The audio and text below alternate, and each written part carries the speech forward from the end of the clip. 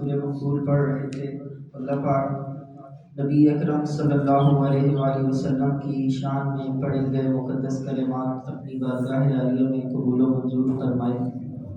اب میں بلا تاخیر بیان کی دعوت دیتا ہوں حضرت مولانا ضیاء الرحمن قاسمی مدظ العالی کو، وہ تشریف لائیں اور اپنے قیمتی الفاظ سے ہمارے قلوب و اذہان کو گرمائیں۔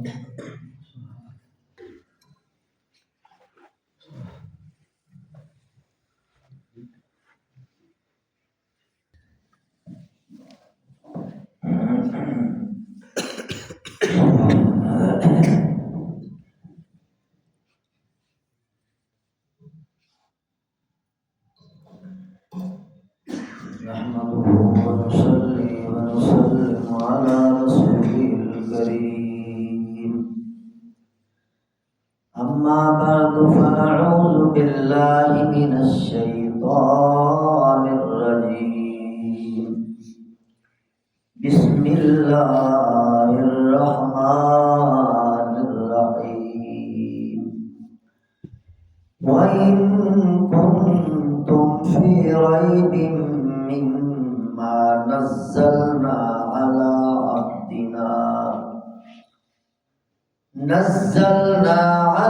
عبدنا فأتوا بسورة من مثله وادعوا شهداءكم من دون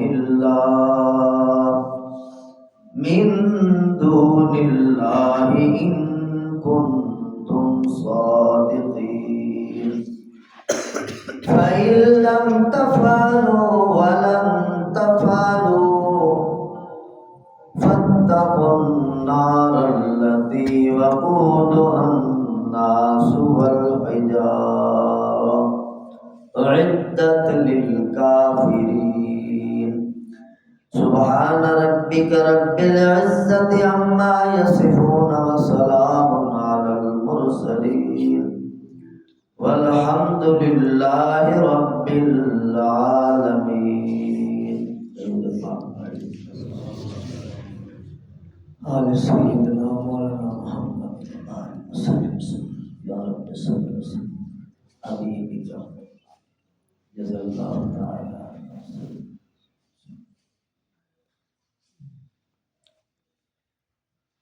نہایت عزیز احترام دوستوں، بزرگوں، بھائیوں، عزیزوں،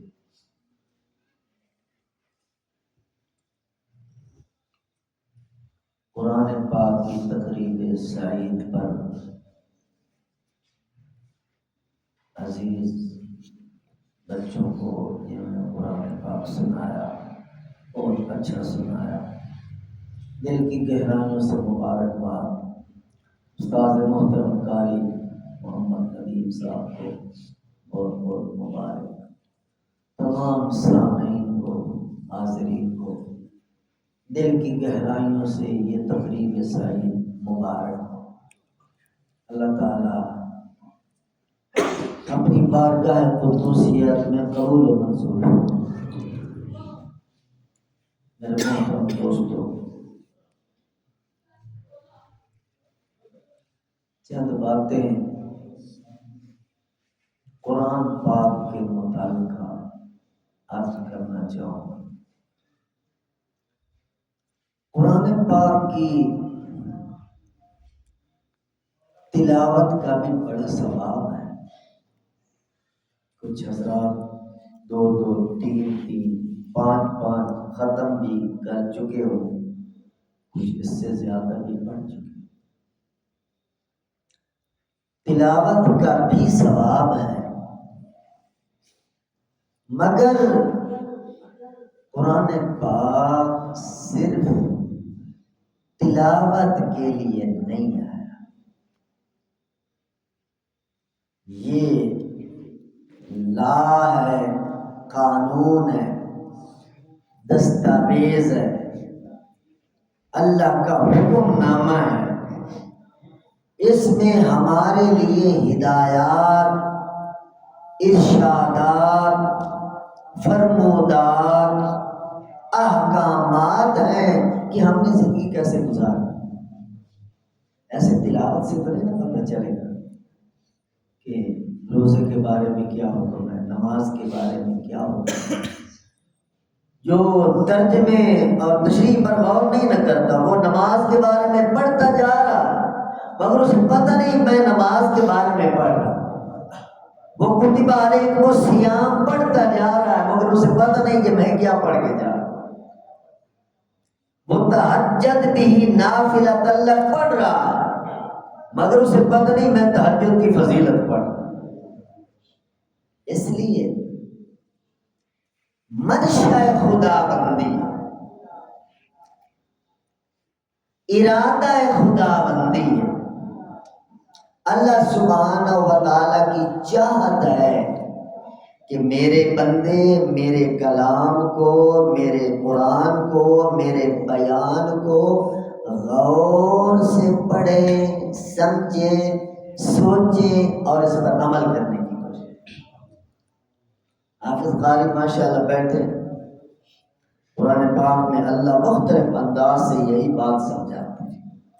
میں بھی جو حضرات میرا درس سنتے رہے اسی بات کو میں کھولتا رہا۔ ان فی ذالک لآیات لقوم یتفکرون۔ اللہ پاک قرآن میں فرما رہے ہیں اس قرآن میں آیات ہیں، نشانات ہیں، واضح بینات ہیں ان لوگوں کے لیے جو غور اور فکر سے کام لیتے ہیں، تفکر کرتے ہیں۔ ان فی ذالک لآیات لقوم یسمعون۔ اس میں دلائل ہیں، اس میں نشانات ہیں، اس میں آیات ہیں ان لوگوں کے لیے جو بات کو غور سے سنتے ہیں، سمجھتے ہیں۔ ان فی ذالک لآیات لقوم یعقلون۔ آیات پڑھ، اللہ خود قرآن میں فرمائے اس میں آیات ہیں، دلائل ہیں، براہین ہیں، احکامات ہیں، میرے دلائل ہیں ان لوگوں کے لیے یعقلون جو عقل سے کام لیتے ہیں۔ فقط تلاوت کرنے سے میرے دوستو یہ بات سمجھ میں نہیں آئے گی۔ اس طرح آگے اللہ فرماتے ہیں ان فی ذالک لآیات لقوم یؤمنون۔ اس میں نشانیاں ہیں، اس میں دلائل ہیں، اس میں ہدایات ہیں ان لوگوں کے لیے جو ایمان رکھتے ہیں، مانتے ہیں اس قرآن کو۔ اب جس بندے کا ترجمے پر دھیان نہیں ہے وہ پڑھتا چلا جا رہا ہے لآیات لقوم یؤمنون، اسے پتہ نہیں میں کیا پڑھ رہا ہوں۔ ان فی ذالک لآیات لقوم یوقنون۔ حافظ قاری بیٹھے ہیں، قرآن کی آیات آپ کو سنا رہا ہوں۔ اللہ فرماتے ہیں اس میں دلائل ہیں، آیات ہیں، براہین ہیں، حجتیں ہیں، اللہ کی طرف سے نورانیت، روحانیت، دلائل کا بھرا ہوا قرآن ان لوگوں کے لیے جو یقین رکھتے ہیں، یقین رکھتے ہیں۔ ایک میرے دوستو تلاوت کرتا جا رہا ہے، قرآن یقین مانگتا ہے، اللہ کے قرآن پر یقین، رحمان پر یقین، رحمان کے نظام پر یقین، رحمان کی جنت پر یقین، رحمان کی جہنم پر یقین، رحمان کی پل صراط پر یقین، رحمان کے فرشتوں پر یقین، رحمان کے نازل کی گئی کتابوں پر یقین، رحمان کے بھیجے گئے پیغمبروں پر یقین۔ لآیات لقوم یوقنون۔ اللہ فرماتے ہیں دلائل ہے ان لوگوں کے لیے جو یقین رکھتے ہیں۔ جس کا یقین ہی نہیں ہے، جس کا ایمان ہی نہیں ہے، جو سننا نہیں چاہتا، جو سوچنا نہیں چاہتا، جو دھیان ہی نہیں دینا چاہتا تو اسے میرے دوستو روح قرآن سمجھ نہیں آ سکتی۔ چند فکری باتیں میں عرض کر رہا ہوں جو سمجھ آئے۔ روح قرآن اسے سمجھ آئے گی جو تدبر کرے گا، تفکر کرے گا اور فکر کرے گا، اسے روح قرآن سمجھ میں آئے۔ مثلا ایک موٹی سی بات ہے، آپ علماء سے سنتے رہتے ہیں کہ اب آخری عشرے کی تاک راتوں میں شب قدر 21، 23، 25، 27، 29، آج 27۔ اکثر علماء کرام کی رائے یہ ہے کہ 27 کو شب قدر۔ امام اعظم امام ابو حنیفہ رحمۃ اللہ علیہ ان کی رائے بھی ہے، اور یہ ایسے رائے انہوں نے نہیں دی، ان کے پاس دلائل، بہت سارے دلائل۔ اگر دلائل کو کھولا جائے تو وقت نہیں ہے، میں تھوڑی سی بات جو ابھی آپ کو سمجھ میں آئے گی انشاءاللہ۔ اب اس گھڑی پر پٹی چڑھ رہی ہے تو لیلۃ القدر کا لفظ بھی آپ کو نظر آئے گا۔ تو لیلۃ القدر یہ قرآن کا لفظ ہے، انا انزلنا فی لیلۃ القدر۔ لیلۃ القدر کے اندر 9 حروف ہیں۔ لیلۃ القدر اس میں 9 حروف ہیں، اور یہ لفظ لیلۃ القدر سورۃ قدر کے اندر اللہ نے 3 بار بولا ہے۔ 9 کو 3 کے ساتھ ضرب دیں تو کیا جواب آتا ہے؟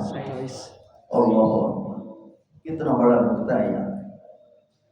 انا انزلناہ فی لیلۃ القدر وما ادراک ما لیلۃ القدر لیلۃ القدر خیر من الف شہر تنزل الملائکۃ والروح فیہا بإذن ربہم من کل امر سلام ہی حتی مطلع الفجر۔ تو اتنی بات آپ کو بھی سمجھ میں آ گئی کہ لفظ لیلۃ القدر بتا رہا ہے کہ 27ویں آج ماشاءاللہ جو رات ہے، غالب گمان ہے کہ یہ لیلۃ القدر ہے۔ لیلۃ القدر میں کیا ہوتا ہے؟ قرآن کہہ رہا ہے تنزل الملائکہ، فرشتے اترتے ہیں۔ اب کوئی کہے، کوئی بے ایمان کہے کہاں اترتے ہیں، دکھاؤ جی کہاں فرشتے اترتے ہیں، تو ہم کیا جواب دیں؟ اسے یہی جواب دیں گے کہ تم بے ایمان ہو، ہم ایمان والے ہیں، اور ایمان والوں کی شان ہے الذین یؤمنون بالغیب، وہ بن دیکھے اللہ کے نظام کو مانتے ہیں۔ ہمیں نظر آئے یا نہ آئے، ہمیں سمجھ آئے یا نہ آئے، ہمارے عقل میں، فکر میں، سوچ میں، دماغ میں آئے یا نہ، جب قرآن نے کہہ دیا تنزل الملائکہ، خدا کی قسم فرشتے اترتے ہیں۔ اور افطاری سے لے کر یہ حتی مطلع الفجر، یہ قرآن کا بیان۔ کسی روایت میں، حکایت میں، تاریخ میں جانے کی ضرورت نہیں، صرف الفاظ میں بیان دو۔ یہ حتی مطلع الفجر یعنی افطاری کے بعد سے لے کر فجر کی اذان تک کسی وقت بھی جس کسی نے عبادت کر لی، اس نے ایسے سمجھو کہ شب قدر میں عبادت کی۔ کچھ لوگ کہتے ہیں گھڑی آتی ہے بس تھوڑی دیر کے لیے آئی وہ چلی گئی، نہیں، ایسی بات نہیں۔ اللہ بڑی رحمت والے ہیں، اللہ کا نظام بڑا وسیع ہے، وہ تو بخشنا چاہتے ہیں، پوری رات شب قدر اس امت کو عطا فرمائی۔ تو بڑے راز ہیں، آیت الکرسی میں جائیے، آیت الکرسی آپ ماشاءاللہ ہر نماز کے بعد پڑھتے ہیں، ہر فرض نماز کے بعد فضیلت ہے اس کی، حضور علیہ السلام فرما گئے ہیں جو فرض نماز کے بعد ایک بار آیت الکرسی پڑھتا ہے اس کی اور جنت کے درمیان صرف موت رکاوٹ کھڑی، بس جو آتی ہے آیت الکرسی پڑھنے کا ہر نماز کے بعد، حضور گارنٹی دے رہے ہیں صلی اللہ علیہ وسلم، مرتے ہی اس بندے کا داخلہ جنت میں ہے۔ آیت الکرسی ہم پڑھ دیتے ہیں، کبھی کھولا ہے اس کو، کبھی تفکر کیا ہے، تدبر کیا ہے، غور کیا ہے، سوچا ہے، سنا ہے، سمجھا ہے، کسی درس میں یہ بیان سنا ہے کہ آیت الکرسی میں ہے کیا؟ آیت الکرسی کے معنی مطالب کے علاوہ ایک چھوٹی سی بلاغت آپ کو بتاؤں۔ اللہ لا الہ الا هو الحی القیوم لا تأخذہ سنۃ ولا نوم لہ ما فی السماوات و ما فی الارض من ذا الذی یشفع عنده الا بإذنہ۔ آگے یعلم ما بین ایدیہم وما خلفہم۔ اس کا کیا ترجمہ ہے؟ اللہ فرما رہے ہیں میں تمہارے آگے کے حالات کو بھی جانتا ہوں، تمہارے پیچھے کے حالات کو بھی جانتا ہوں، میں تمہاری ماضی کو بھی جانتا ہوں کیا کر کے آ رہے ہو، میں تمہارے مستقبل کو بھی جانتا ہوں کیا کرنے والے ہو۔ اب مزے کی بات ہے، نکتہ ہے کہ یہاں یہ ہے، یہ جو لفظ ہے نا یعلم ما بین ایدیہم وما خلفہم، اللہ فرماتا میں تمہارے آگے پیچھے کو جانتا ہوں، یہ لفظ آیت الکرسی کے سینٹر میں، اس کے پیچھے بھی 2 سطریں ہیں، اس کے آگے بھی 2 سطریں ہیں، درمیان میں یہ لفظ ہے۔ یہ کہ لفظی بلاغت آپ کو بتا رہا ہوں، کیا کمال ہے اللہ کریم کا۔ اور یہ بات میرے دوست کو سمجھ آئے گی جب غور کریں، سوچیں، اللہ اگلے پچھلے حالات کو جانتا ہے۔ یعلم ما بین ایدیہم وما خلفہم، یہ آیت کرسی کے درمیان میں ہے۔ اور پھر آپ کو پتہ ہی نہیں ہے کہ آیت الکرسی کے اندر آپ کتنی بار اللہ کو یاد کر لیتے ہیں۔ آیت الکرسی خود قرآن ہے، ایک ایک حرف پر 10 نیکیاں ملتی ہیں، مگر آپ کا روح خوش ہوگا، ایمان تازہ ہوگا۔ میں آپ کو ایک نکتہ بتاتا ہوں، آیت الکرسی جب آپ پڑھتے ہیں تو آپ 17 بار اللہ کو یاد کرتے ہیں۔ آیت الکرسی میں 17 بار اللہ کا نام آیا۔ اب آپ حیران ہو گئے ہوں گے 17 بار کیسے اللہ کا نام آیا؟ کچھ تو ظاہری الفاظ میں آیا ہے، کچھ ضمیروں کے اندر اللہ کا نام آیا، جس طرح اللہ کا اسم ذاتی ہے، ذاتی نام ہے، اللہ لا الہ، الہ معبود وہ ہے، الا ہو، یہ ہو ضمیر ہے، یہ کدھر اشارہ کر رہا ہے؟ اللہ کی طرف اشارہ ہے۔ الحی القیوم یہ ظاہری اسم ہے، ظاہری نام حی قیوم۔ اور آگے لا تأخذہ، اس کو نیند نہیں آتی۔ لا تأخذہ پڑھ کے آپ پھر اللہ کو یاد کرتے ہیں، سنۃ ولا نوم، نہ نیند آتی ہے نہ اونگ آتی ہے۔ اور پھر آگے آپ پڑھتے ہیں لہو ما فی السماوات والارض، اسی کا ہے، اللہ کو یاد کر رہے ہیں مگر آپ نے دھیان کبھی نہیں دیا۔ لہو ما فی السماوات وما فی الارض، آسمانوں کا زمینوں کا سارا نظام اسی کا ہے۔ آگے من ذا الذی یشفع عندہ، اللہ آپ کو سمجھا رہا ہوں، کتنا آپ پڑھتے ہیں، اب دھیان کریں گے تو مزہ آئے گا آپ کو آیت الکرسی پڑھتے ہوئے۔ من ذا الذی یشفع عندہ الا باذنہ، اس میں 2 مرتبہ اللہ کو آپ نے یاد کیا کہ کون ہے جو اس کے سامنے اس کی اجازت کے بغیر سفارش کر سکے، کسی کی طاقت نہیں۔ آگے پھر یعلم، کیا ترجمہ ہے؟ وہ جانتا ہے. پھر آپ نے اللہ کو یاد کیا.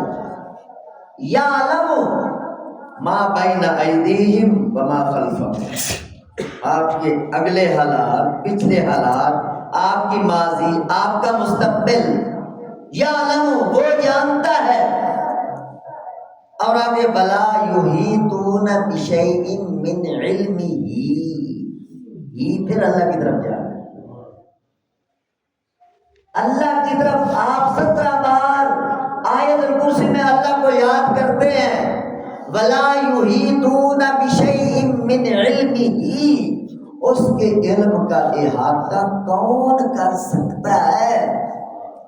الا بما شاء، شاء میں پھر ایک ضمیر چھپی ہوئی ہے، مگر جو وہ چاہے.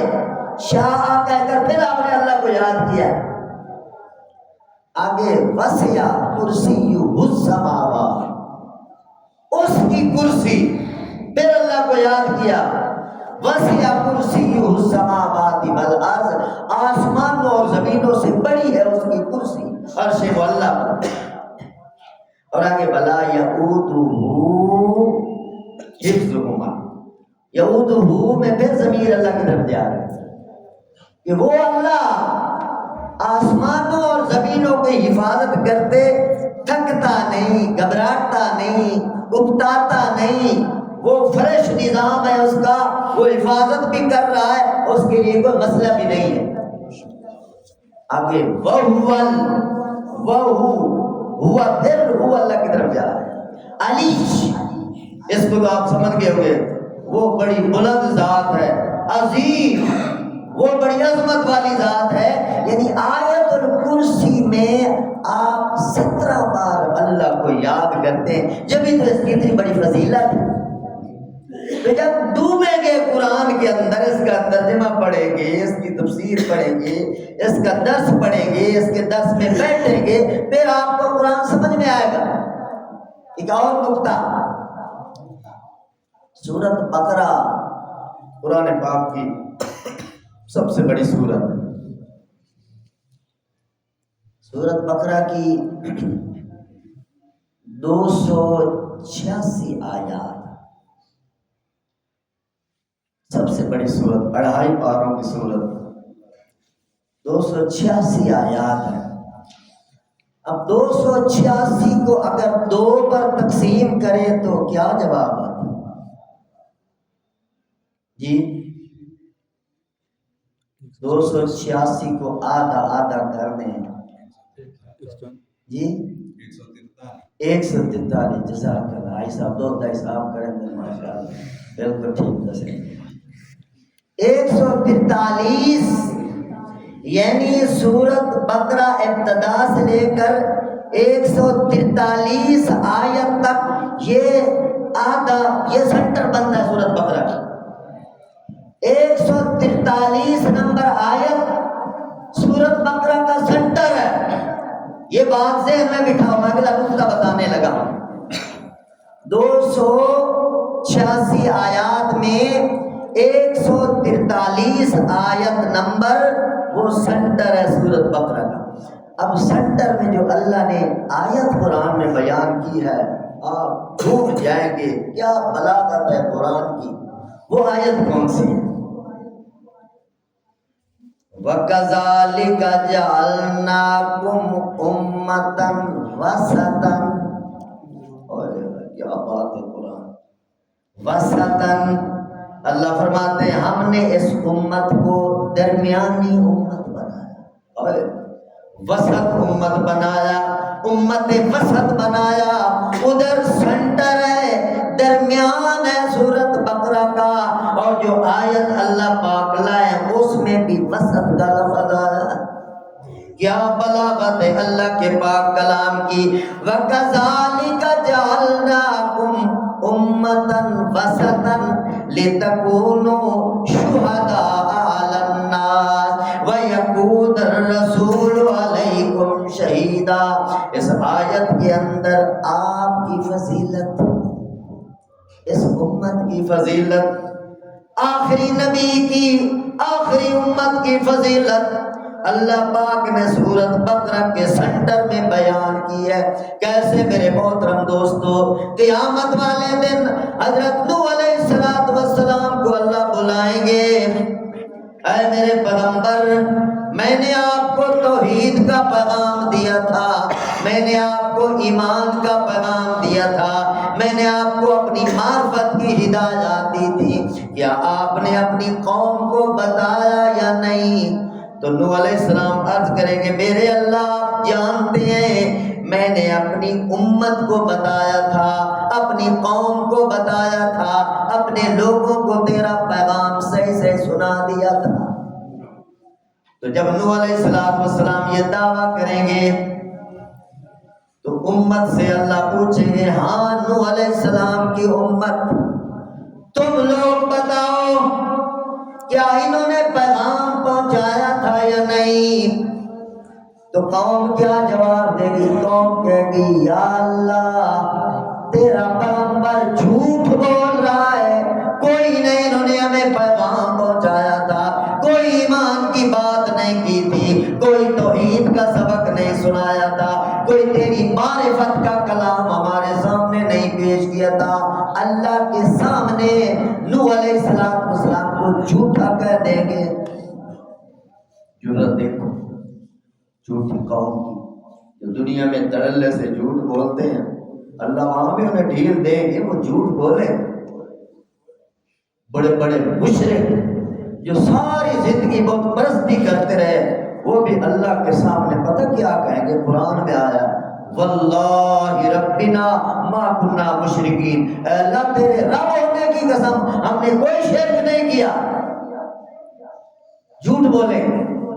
یہ تو پھر جب الیوم نختم علی افواہہم جب مہر لگی ان کی زبانوں پر تو وتکلمنا ایدیہم وتشہد ارجلہم بما کانوا یکسبون، پھر ہاتھ پاؤں بولیں گے مشرک مشرک، کافر کافر، فاسق فاسق، فاجر فاجر، یعنی پورے اعضاء سے آواز بلند ہو. تو نوح علیہ السلام کی قوم نوح علیہ السلام کے سامنے اللہ کو کہے گی یا اللہ ہم سچے، تیرا پیغمبر جھوٹا، اس نے کوئی ہمیں تیری توحید کا پیغام نہیں پہنچایا. تو اللہ پاک نوح علیہ السلام سے کہیں گے اے میرے پیغمبر کیا دلیل ہے آپ کے پاس کہ آپ نے ان کو میرا پیغام پہنچایا؟ کوئی شہادت، کوئی گواہی، کوئی دلیل آپ پیش کر سکتے ہیں؟ کیونکہ قوم انکار کر رہی ہے، اللہ کی عدالت میں مقدمہ آیا، آپ مدعی ہیں اور قوم انکار کر رہی ہے تو آپ پر لازم ہے کہ آپ کوئی گواہ پیش کریں. تو نوح علیہ السلام عرض کریں گے بچے پانی لیا. نوح علیہ السلام عرض کریں گے یا اللہ میری گواہ تیرے آخری نبی کی آخری امت ہے. درود پاک پڑھ لو.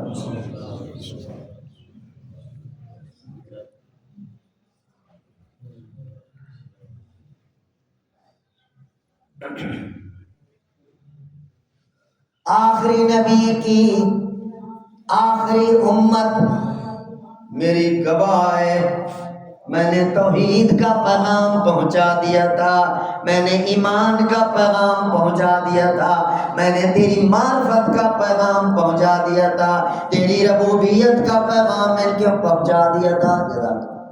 ٹھیک. تو پھر میرے محترم دوستو قوم اعتراض کرے گی، کہے گی یا اللہ یہ کیسے گواہ بن گئے؟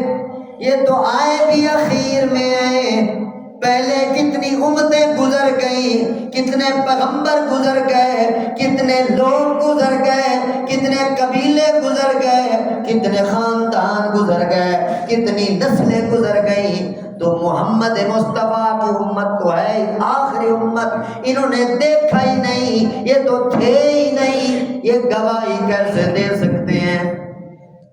جب یہ بات نوح علیہ السلام کی قوم کرے گی تو ہمارے حضور بولیں گے. قرآن کہتا ہے لِيَكُونَ الرَّسُولَ عَلَيْكُمْ شَهِيدًا. ہمارے نبی بولیں گے, امام الانبیاء بولیں گے, سید عالم بولیں گے, رحمت عالم بولیں گے, یا اللہ یہ میری امت جو گواہی دے رہی ہے, میری امت سچ کہہ رہی ہے, نوح علیہ السلام کی امت جھوٹ بول رہی ہے, انہوں نے پیغام پہنچایا تھا, یہ انکار کر رہے ہیں. یہ فضیلت ہے آپ لوگوں کی. آپ کی گواہی پر بڑا فیصلہ ہونے والا ہے, اور آپ کی گواہی پر حضور کی گواہی. یہ کس آیت میں یہ بات ہے؟ سورۃ بقرہ کے سینٹر کے اندر. کیا راز سے بھرا ہوا اللہ کا کلام. اور پھر جب حضور بولیں گے تو حضور علیہ السلام صاحب یہ بھی کہیں گے, یا اللہ مجھے آپ جناب نے بتایا تھا. جب اللہ کی بات آ جائے گی تو میرے دوستوں بات ہی ختم ہو جائے گی. تو پہلی امتوں اور پہلی قوموں کا فیصلہ اس امت کی شہادت پہ ہونے والا ہے. تو گواہ کو میرے محترم دوستوں عادل ہونا چاہیے, گواہ کو نیک ہونا چاہیے. گواہ اس گواہ کی گواہی معتبر مانی جاتی ہے جو گواہی دینے کے قابل ہو, جو گواہ خود فراڈیا ہو, خود 2 نمبر ہو, چکر باز ہو, بے ایمانیاں کرنے والا ہو. پھر اس کی گواہی میرے دوستوں کیسے لی جائے گی؟ اس آیت کے اندر اس امت کو تنبیہ کی جا رہی ہے, اللہ نے تمہیں بڑی فضیلت بخشی ہے, بڑے مقدمے کی گواہی میں تم آنے والے ہو, لہذا انسان کے بچے بن کے رہو, اپنے اندر عدل و انصاف پیدا کرو, انسانیت پیدا کرو. اگر ایسے الڑ پن میں رہو گے تو تم پھر گواہی دینے کے قابل نہ رہو. اسی طرح میرے محترم دوستو, قرآن پاک میں سورۃ بقرہ کی جو پہلی آیت میں نے آپ کے سامنے پڑھی ہے, ان کنتم فی ریب مما نزلنا علی عبدنا فأتوا بسورۃ من مثلہ. اللہ فرماتے ہیں کہ اگر قرآن پر تمہیں کوئی شک ہے, اعتراض ہے, تو کوئی اس جیسی صورت پیش کر دو, اس جیسی ایک جگہ فأتوا بحدیث مثلہ, حدیث قرآن جیسی ایک بات ہی پیش کر. سارا کفر سر توڑ کوشش کرتا رہا مگر قرآن کے مقابلے میں بھی آیت پیش نہ کر سکا. میرے محترم دوستو, اللہ سبحانہ و تعالی اس کی کسی چیز کا بھی کوئی جواب نہیں. یہ نہیں کہ قرآن کا کوئی جواب نہیں, قرآن کا بھی کوئی جواب نہیں, اللہ کے جہان کا بھی کوئی جواب نہیں. آپ حضرات بیٹھے ہیں, آپ میں سے ہر ایک فرد وہ اپنی مثال آپ ہے. دنیا میں 8 ارب انسان ہیں, ایک کے ساتھ دوسرا نہیں ملتا. یہ جو فنگر پرنٹ لیے جاتے ہیں کیوں؟ تاکہ پتہ چلے یہ وہی شخص ہے. فنگر پرنٹ کا نظام تو اب کچھ عرصے سے نافذ العمل ہوا ہے, مگر آج سے 1450 سال پہلے قرآن پاک فنگر پرنٹ کی بات کرتا ہے. بلا قادرین علی ان نصفی بنانا, سورۃ قیامہ کے اندر 29واں پارہ اللہ فرماتے ہیں ہم تمہارے فنگر پرنٹ کو ملحوظ رکھتے ہوئے تمہارے پور پور, تمہارے جوڑ جوڑ, تمہاری ہڈی ہڈی, تمہارے ذرے ذرے کو تمہارے ساتھ ملا کر اپنے سامنے کھڑا کریں گے. یعنی اللہ اپنے علم اور اپنی قدرت کو بیان کر رہے ہیں. اللہ کی کسی چیز کی کوئی مثال نہیں. اللہ کا ہاتھی, آرٹیفیشل ہاتھی مقابلہ نہیں کر سکتا. اللہ کا گھوڑا اور اللہ کے پرندے, حتیٰ کہ اللہ کی بنائی چھوٹی سی تتلی, اس کا کوئی جواب ہے؟ مصنوعی خوبصورت تتلیاں آپ دیکھیں گے, مگر اوریجنل جو اللہ نے خوبصورت تتلی بنائی اس کا کوئی جواب نہیں. اس لیے اللہ پاک وہی معبود برحق ہے, وہی خالق حقیقی ہے، وہی خلاق عالم ہے، وہی سجدے کے قابل ہے، وہی عبادت کے قابل ہے۔ اللہ مجھے اور آپ سب کو اپنی ذات، اپنی بات، اپنی صفات پر کامل ایمان یقین نصیب فرمائے، اور اپنی ہدایات کے مطابق ہم سب کو عملی زندگی نصیب فرمائے۔ وآخر دعوانا الحمدللہ الحمدللہ رب العالمین والعاقبۃ للمتقین والصلاۃ والسلام علی سید الانبیاء والمرسلین۔ اے مولا کریم ہمارے تمام صغیرہ کبیرہ گناہوں کو معاف فرما، یا الہ العالمین ہماری تمام مشکلات کو آسان فرما، اے مولا کریم ہماری تمام پریشانیوں کو دور فرما دے۔ یا کریم اللہ ہم سے پہلے جتنے مومنین مومنات مسلمین مسلمات رشتہ دار غیر رشتہ دار جن کے والدین شریفین کریمین اس دنیا سے رحلت فرما گئے، اے رحیم و کریم اللہ ماہ رمضان کی برکت سے، اپنے پاک کلام کی برکت سے، شب قدر کی برکت سے سب مسلمانوں کی کامل درجے کی مغفرت فرما دے۔ یا مولا کریم اس شب قدر میں جو خیرات تیرے نبی نے تجھ سے مانگی وہ خیرات ہم سب کو عطا فرما، پوری امت کو عطا فرما۔ جس شر سے تیرے نبی نے پناہ مانگی اس شر سے ہماری اور پوری امت کی حفاظت فرما۔ جتنے احباب ہاتھ اٹھائے بیٹھے ہیں سب کی خالی جھولیوں کو اپنی رحمتوں اور برکتوں سے لبریز فرما دے، سب کی تمام نیک حاجات جائز مرادات خزانہ غیب سے پوری فرما۔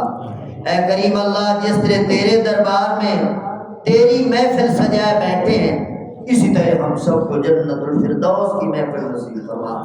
یا مولا کریم ہم سب کو تمام جسمانی روحانی ظاہری باطنی ہر قسم کی بیماریوں سے کامل شفا عطا فرما۔ یا مولا کریم جو احباب ہم سے دعاؤں کی توقع رکھتے ہیں دعائیں ذمے لگاتے ہیں سب کی سب نیک حاجات خزانہ غیب سے پوری فرما۔ وصلی اللہ تعالی علی حبیبی وخیر خلقہ سیدنا محمد وعلی آلہ واصحابہ اجمعین برحمتک یا